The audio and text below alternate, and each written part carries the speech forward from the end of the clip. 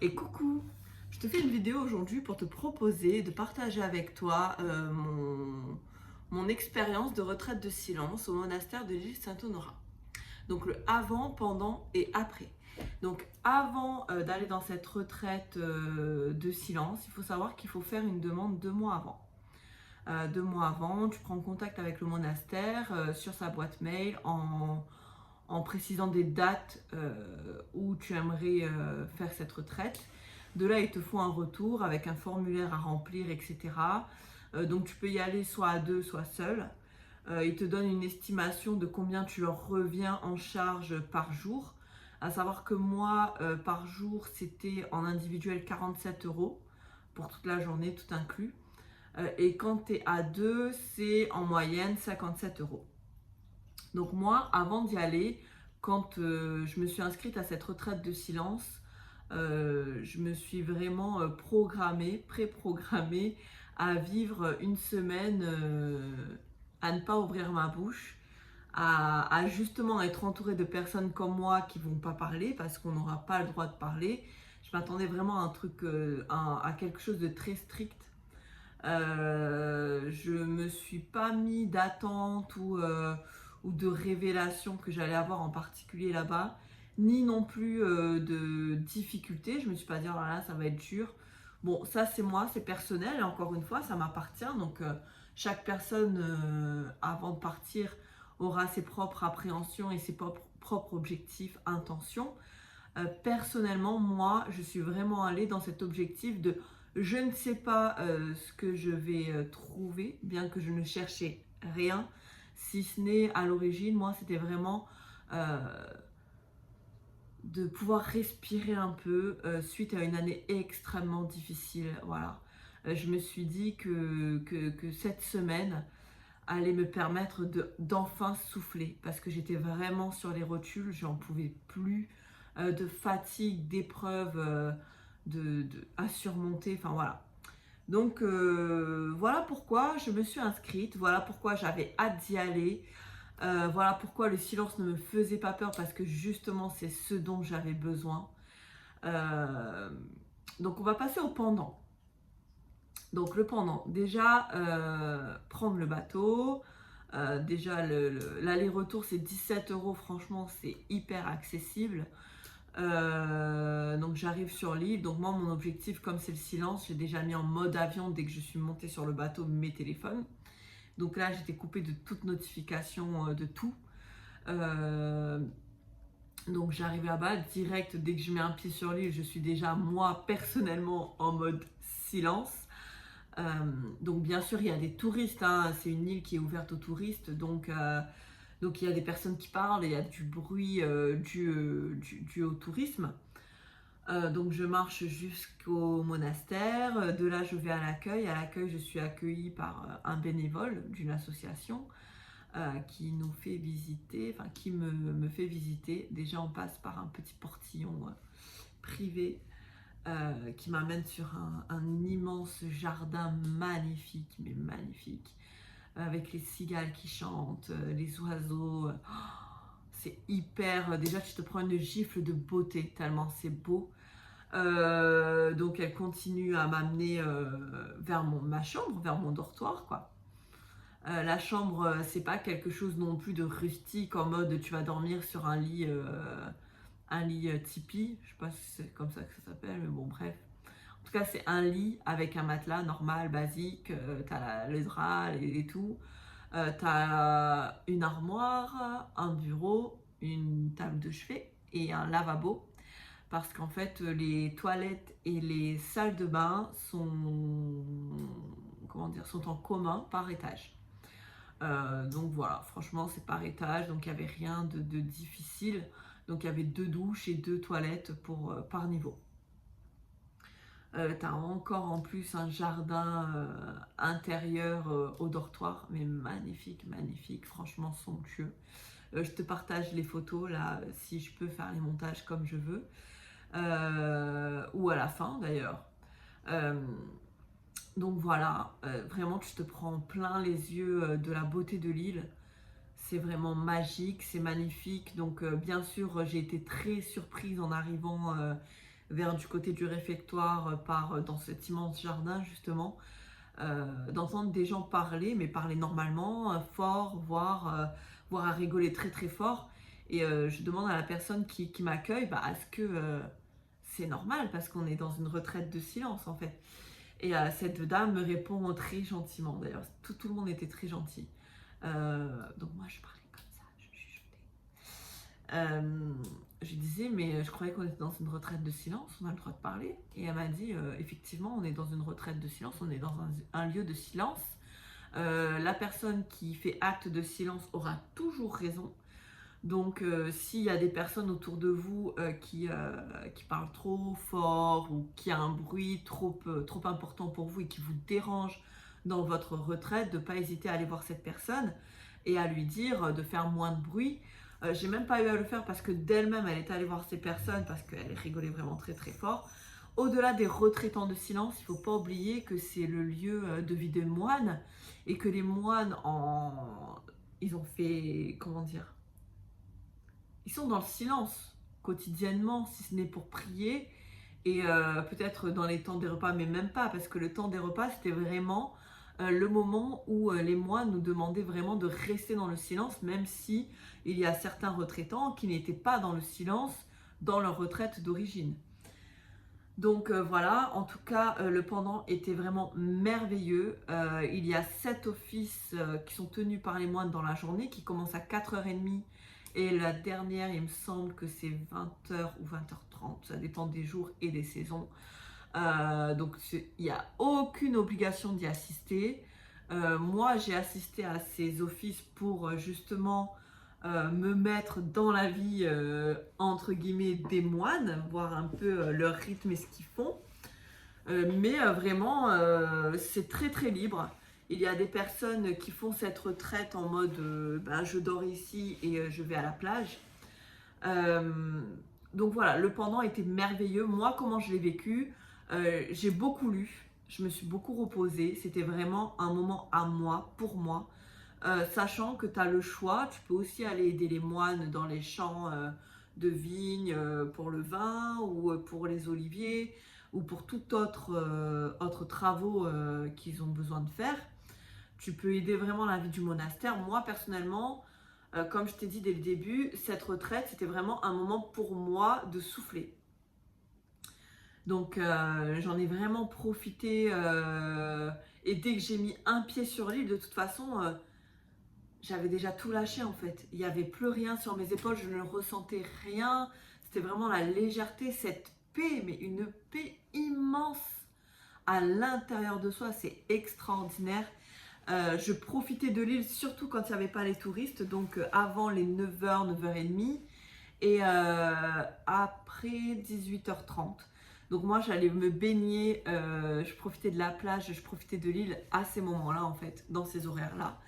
Et la journée je lisais énormément, donc dans la bibliothèque, dans le jardin, où c'était extrêmement silencieux et je profitais vraiment des oiseaux, des petites feuilles qui bougent avec le vent, avec les lézards, C'était merveilleux. Vraiment, je le conseille à tout le monde, peu importe l'intention, l'objectif que tu as en souhaitant faire ta retraite de silence, que ce soit spirituel ou un moment d'introspection, hein, vraiment, ou tout simplement pour profiter de l'île, voilà, tranquillement, H24, sans qu'il y ait forcément des touristes. Ben, franchement, je te le conseille, c'est vraiment magique. Par rapport à l'estimation, alors tu donnes ce que toi tu as envie de donner ou ce que tu peux donner. Donc moi, ils m'ont fait un calcul, donc c'était, je revenais pour 5 jours, 188 euros. Il faut savoir qu'au niveau des repas, comment ça se passe, le petit déjeuner, c'est jusqu'à 8h. Donc c'est à partir de 5h jusqu'à 8h. Le repas du midi, c'est à 12h45. Et le repas du soir, c'est 19h15. Il faut savoir que sur l'île, il n'y a rien, si ce n'est le monastère, la boutique du monastère et le restaurant qui est ouvert que le midi. Mais bon, de toute façon, le repas, il est prévu avec les moines. Tu manges pas avec les moines, hein, tu manges qu'avec les retraitants. Euh, donc voilà, le repas est très copieux. Moi, personnellement, ce n'est pas mon style d'alimentation. Il faut savoir que les moines ne s'adaptent pas forcément à des régimes particuliers du style tu es végétarien, ce qui est mon cas, ou que tu sois végane ou que tu aies des allergies, c'est à toi de t'auto-gérer en fonction de toi, ce que tu as envie de manger ou non. En tout cas, il faut savoir que si tu prévois pas quelques petits casse-croûtes, entre guillemets, dans ta valise, bah, tu n'auras rien. Donc moi, je me suis faite avoir, entre guillemets, parce que moi, je mange par petites portions tout au long de la journée, végétarienne. Donc c'est vrai que ben, c'était assez difficile à vivre au niveau du repas. Le dimanche, ils ont amené, je sais pas, je pense que c'était de la pintade, je sais pas. Ou un jour, il y avait une entrée avec des lardons. Voilà, je dis pas que c'est mauvais, c'est très bon, ils cuisinent très bien. Voilà, c'est juste que si tu as une alimentation particulière, ce n'est pas forcément adapté. Prévois quelques petits trucs à toi dans ta valise, au cas où. Après, franchement, c'était juste merveilleux, magnifique. À la fin de cette vidéo où j'explique, je te mettrai toutes les photos, toutes les vidéos de la chambre, des jardins, de tout ce que j'ai pu prendre, sachant que c'est pas mon métier, donc vraiment soyez indulgents. Maintenant vient le après. Le après, je pensais pas que ça allait être aussi difficile. Moi, honnêtement, je pensais que c'était le avant le plus difficile, de pas se mettre en tête quelque chose, ou le pendant, que ça allait être... Non, le pendant, je savais que ça allait aller parce que c'était ce dont j'avais besoin. Mais le après, honnêtement, je pensais que c'était du cas moi. Mais en parlant aujourd'hui, justement, aujourd'hui à quelqu'un qui connaît, qui a sa belle-sœur qui a fait une retraite de silence comme moi, a eu la même réaction après la retraite. Donc je me dis, ce n'est pas que moi, ça peut être un plus grand nombre de personnes. Donc vraiment précaution. Prenez vraiment un temps pour vous de redescendre de ce voyage de paix. Parce qu'en fait, cette puissance de paix qu'on ressent à l'intérieur de nous, que ce soit esprit, corps, cœur, âme, ce que vous voulez, c'est tellement puissant, puissant, que le retour à la réalité, le retour à ce monde-là est extrêmement violent. Honnêtement, j'ai fait ma retraite du 6 au 10. Le 11 juillet, ça allait. Le 12 juillet, ça commençait déjà à tendre un petit peu. Et à partir du 13, vraiment, c'était limite, j'étais en dépression, quoi. Je pleurais toute la journée, sans motif apparent. Honnêtement, je me disais, si c'est ça le paradis, ce que j'ai vécu en retraite, je demande à y aller tout de suite parce que c'était trop dur pour moi d'envisager de continuer à vivre dans ce monde-là. Alors, je vous rassure, ça va mieux. Sinon, je ne serais pas là en train de vous faire une vidéo et à vous dire allez-y, allez-y. Mais c'est vrai qu'il faut Alors, il y a un sas de décompression, c'est-à-dire que quand on sort de cette retraite, on est encore dans notre bulle, donc tous les bruits ambiants et tout, ça, on les entend même plus, on est zen, on est bien, on est en paix.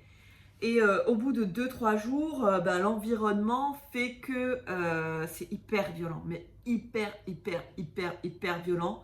Donc vraiment, j'ai eu un laps de temps dépressif à m'enfermer chez moi, à pleurer sans raison, à ne vouloir rien faire, à ne voir rien de positif, entre guillemets, sachant que je suis hyper optimiste en temps normal.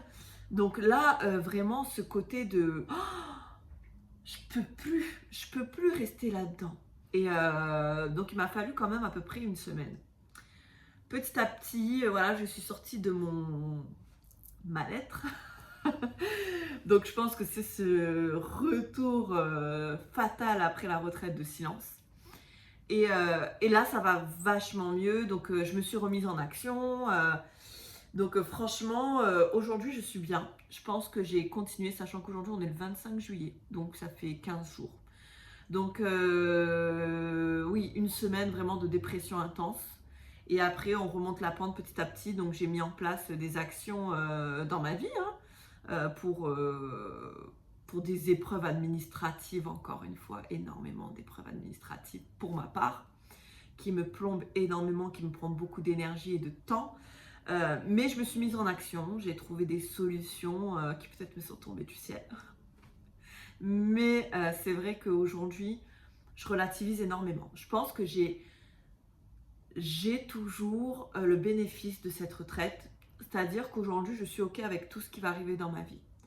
Je suis ok en me disant que de toute façon, je sais ce qui s'est passé dans ma journée, je sais ce qui se passe, mes journées passées. Par contre, je ne sais pas ce qui va se passer dans la minute, la demi-heure, l'heure qui suit, donc le jour prochain. Donc je suis en total accord avec ça, j'accepte. Je mets en place les actions que je dois mettre en place dans ma vie en tout cas. Et si ça marche, ça marche. Si ça marche pas, c'est que ça ne devait pas marcher. En tout cas, ça devra se faire autrement. Mais en tout cas, oui, j'ai cette... ça devient de plus en plus naturel en fait, cette faculté d'accepter les aléas de la vie, de rebondir, de trouver les solutions, de mettre en place les actions. C'est plus fluide, je me sens moins oppressée, c'est-à-dire que c'est vraiment plus naturel. Donc je pense qu'effectivement cette retraite de silence a été extrêmement bénéfique. Bien que le moment est magique, quand on le vit, c'est magique, vraiment magique. Et que le après est extrêmement difficile, en tout cas pour ma part, pour d'autres personnes aussi apparemment, mais c'est vrai que moi j'ai trouvé aucun témoignage du après, donc vraiment je trouve ça important de le partager avec toi. N'hésite pas à me dire, à me faire un retour, si soit tu as déjà vécu une retraite de silence et que tu as eu ou non le même ressenti que moi, la même difficulté, peut-être ce symptôme de dépression post-retraite de silence. Mais oui, je trouve ça hyper intéressant de le partager pour prévenir en tout cas, de vous dire en tout cas prenez le temps du après. Ne reprenez pas tout de suite par exemple votre activité professionnelle ou quoi, parce que moi j'ai fait cette erreur. Hein. Le lendemain j'avais déjà des consultations d'hypnothérapie, le surlendemain aussi, et je pense que c'est pour ça que pendant 2 jours ça allait encore, parce que j'avais pas le choix, il fallait que je sois au top pour mes séances. Mais je pense que si j'avais pas eu ces séances directes, je pense que j'aurais sombré dans cette micro-dépression post-retraite de silence. Donc voilà, je vous encourage à la vivre quand même cette retraite de silence parce que c'est vraiment magique. Que si on n'a pas, comment dire, si on n'a rien à traiter en extérieur, on n'aura pas d'autre choix que de se regarder à l'intérieur. Et je trouve ça essentiel à tout à chacun de le faire. Peu importe, on n'a pas tous les mêmes raisons. Certains vont peut-être mal le vivre, le pendant. Peut-être que ce sera douloureux de s'introspecter. Peut-être que les gens vont pleurer. Peut-être qu'ils vont vivre ce moment de dépression pendant la retraite de silence. Mais quoi qu'il en soit, peu importe comment tu vas le vivre, le pendant, ce sera bénéfique pour ton après. Même si tu vis comme moi un moment de dépression post-retraite de silence. Sache que moi, personnellement, je vais le refaire. C'est certain, je ne sais pas si c'est l'année prochaine ou dans 2 ans, peu importe. Si ce sera au même monastère ou dans un autre lieu. Vous avez le choix de faire ce que vous voulez. Sachez que, en tout cas, à l'île Saint-Honorat, au monastère de Saint-Honorat, c'est free. Venez comme vous êtes, comme à McDo. Donc voilà, je te fais plein de bisous. Prends soin de toi. N'hésite pas à me partager tes expériences à toi. Et je te mets toutes les photos et toutes les vidéos de ce que j'ai pu prendre de ce lieu magique. In the night, the stormy night, away she flies.